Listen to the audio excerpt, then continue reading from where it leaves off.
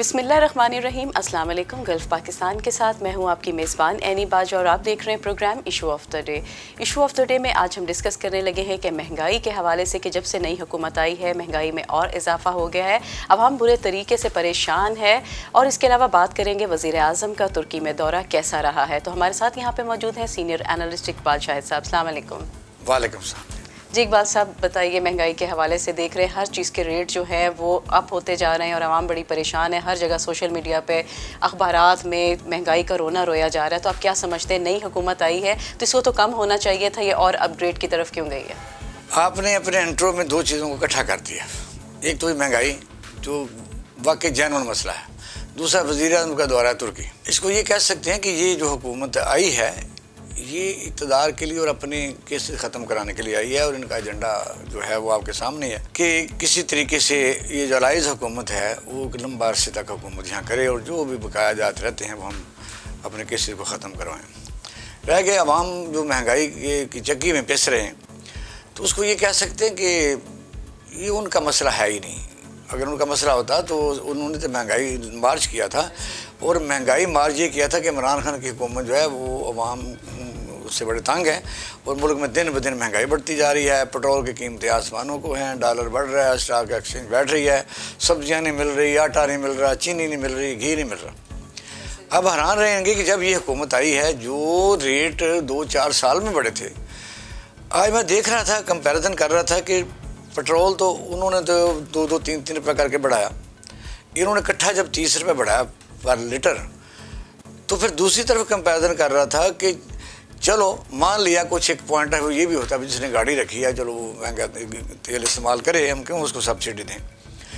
लेकिन दूसरी तरफ जो जिनके पास गाड़ी नहीं है, जो गरीब आदमी दिहाड़ीदार हैं, उनको एक जो किलो घी के ऊपर 225 रुपये का इजाफा है।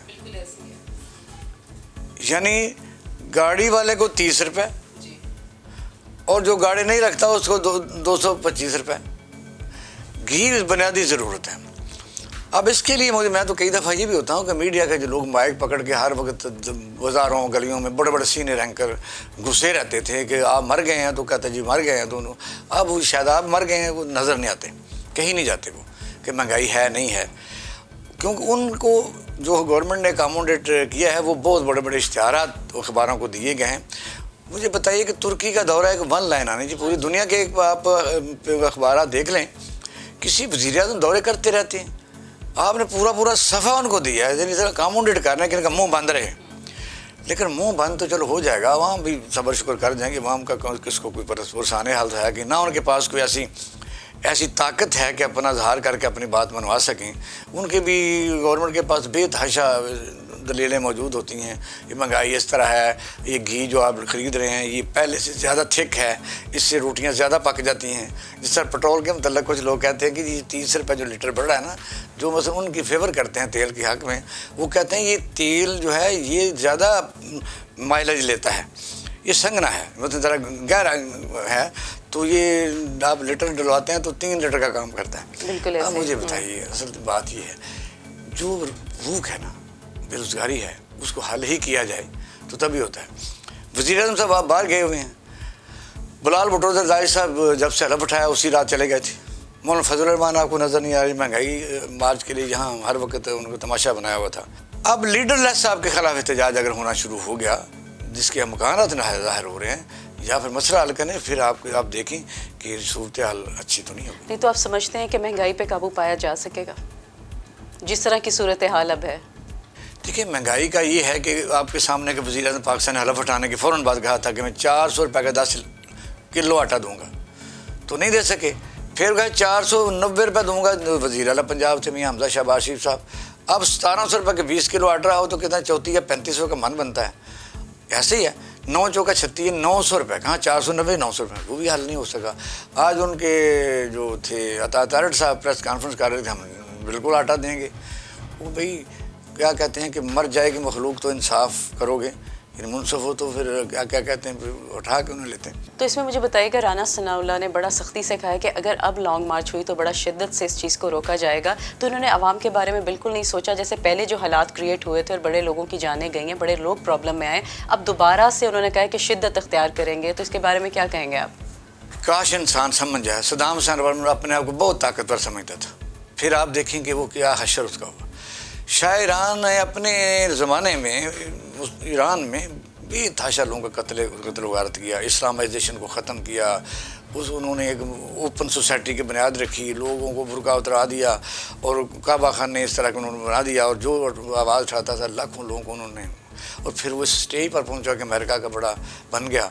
لیکن آخر تو اس کے پاس طاقت کون سی تھی؟ اسٹیٹ کی فوج، وہاں بھی ہے پولیس ہوئے گی، اس طرح کے اور بھی کوئی ہماری جس طرح FCA ان کی بھی ہوئے گی.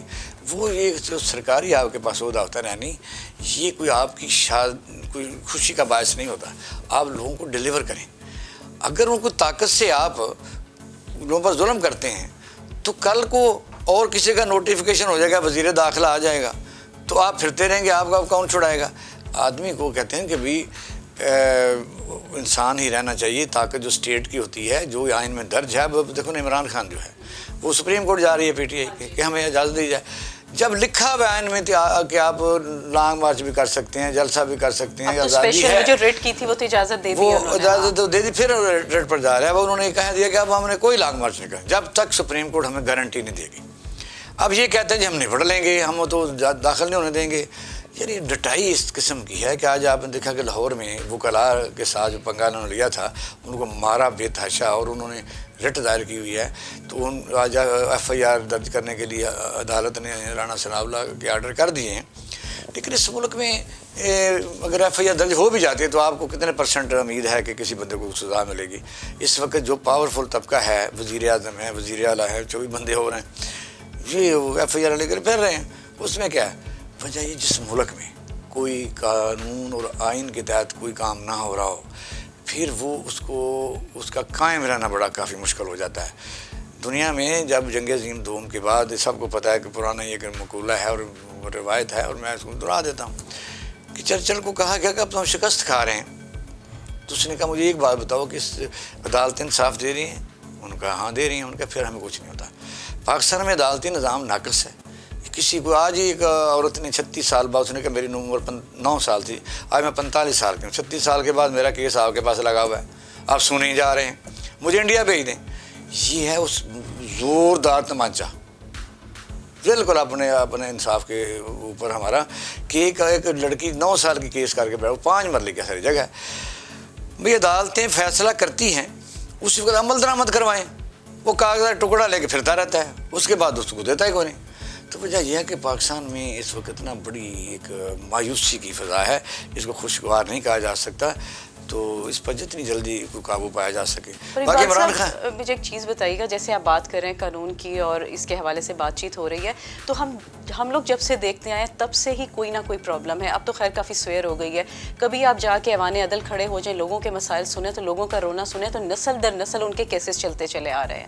اگر ہم لاء کی طرف جاتے ہیں، مطلب ہر چیز میں کوئی نہ کوئی پرابلم ہے. تو یہ کبھی صحیح ہوگا بھی کہ نہیں ہوگا؟ دیکھیں یعنی دنیا نے اپنے مسئلے حل کر لیے. لوگ عدالت لگتی ہے، فیصلہ کر کے اٹھتے ہیں، عمل درآمد ہو جاتا ہے. کیا امریکہ جی نہیں رہا؟ بالکل ایسے. ٹرمپ کتنا طاقتور صدر تھا، انہوں نے بعد میں شور مچایا الیکشن پر، 20 سال سزا ہوئی. اس طرح چائنا میں لیں، جاپان لے لیں، UK لے لیں. ایسا نہیں ہے. اس کا مطلب یہ ہے کہ ہمارے جو عدالتی نظام ہے وہ بالکل ناقص ہے. یہ دنیا میں شرمندگی بات تو یہ ہے، اور سب کے لیے شرمندگی بات ہے کہ یہ 128 ملکوں کا سروے ہوا تو اس میں 123 ہم آ گئے. تو یہ میں اسی لیے تو جو اگر کوئی آدمی مثلاً سپوز میں کوئی بات کرتا ہوں، مجھے کنٹمپٹ آف کورٹ لگ جاتی ہے تو میں سہ جاؤں گا. میرا کیا ہے؟ لوگوں کی رائے کیسے بدلو گے؟ کتنے لوگوں کو پکڑو گے؟ تو مجھے بتائیے. جو عدالتوں میں جاؤ، سول کورٹوں میں جاؤ، ہجوم ہوتا ہے، گھر میں روٹی باندھ کے آئے ہوتے ہیں، کوئی سے فیصلہ نہیں ہوتا. میں خود جوڈیشل افسر رہا ہوں، میں نے دیکھا عمل درآمد کے جو ہم انتظامیہ میں تھے کہ بوڑھے بابے ان کے ساتھ والی جو ان کی بیویاں تھیں، یعنی جو ایک زمانے میں انہوں نے ہمیں بتایا کئی ایسے کیسز آئے کہ میں اور میری بیوی جوانی میں آتے تھے. ہاں جی. وہ مر گئی، میں ابھی پھر رہا ہوں عدالت کے آگے. تو وجہ یہ ہے کہ یہ جب تک ایسا ہوگا. اب آپ دیکھیں عمران خان عدالت میں کیوں گیا؟ اس نے کہا میں نے لانگ مارچ نہیں کرنا. جب تک सुप्रीम कोर्ट ने, अगर सुप्रीम कोर्ट कह भी देती है तो फिर रियासती दहशतगर्दी आती है।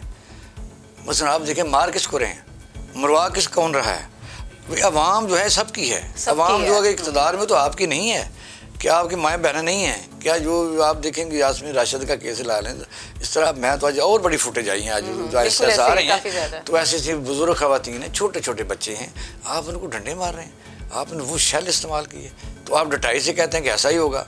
फिर उनके बयान को उन्होंने लिया जी, वज़ीर आला जो KP के हैं, उन्होंने कहा जी हम आएंगे और ताकत से आएंगे जी, बगावत है, हम पर्चा दर्ज कराने जा रहे हैं। भाई पर्चा दर्ज कराने से मसले हल नहीं होंगे, तो नेगोशिएट करें, बात करें। आप उसने कहा हमारे पास कुछ नहीं था। अच्छा, इमरान खान के बयान को बहुत ज़्यादा उन्होंने पकड़ा हुआ है जी, उन्होंने कहा जी हाँ मैंने देखा कि कुछ लोगों के पास रिवाल्वर थे। अच्छा ये अगर उसने देखा तो उसने बयान किया तो क्या बुरा किया? उसने यही कहा कि अगर आगे से कोई सिलसिला मज़ामत होती, आगे में क्रॉस फायर होता तो इस्लामाबाद में उसके नोटिस में था, अगर एजेंसी दिया हुआ था, यहाँ सैकड़ों बंदे मरेंगे, कौन मारेगा? एक तो ये है कौन मारेगा, इसको छोड़ देते हैं। फिर यह कि जब फ़ौज को आर्टिकल 245 के तहत मंगवा लिया गया तो फिर हमारी फ़ौज पर ब्लेम आना था। सपोज़ कुछ हम इस जुलूस में से ही थर्ड पार्टी उठ के फ़ौज पर हमला कर देती, फ़ौज आगे से रिटेलिएट करती, तो फिर बंदे मरने थे ना, तो पाकिस्तान कहाँ खड़ा होता?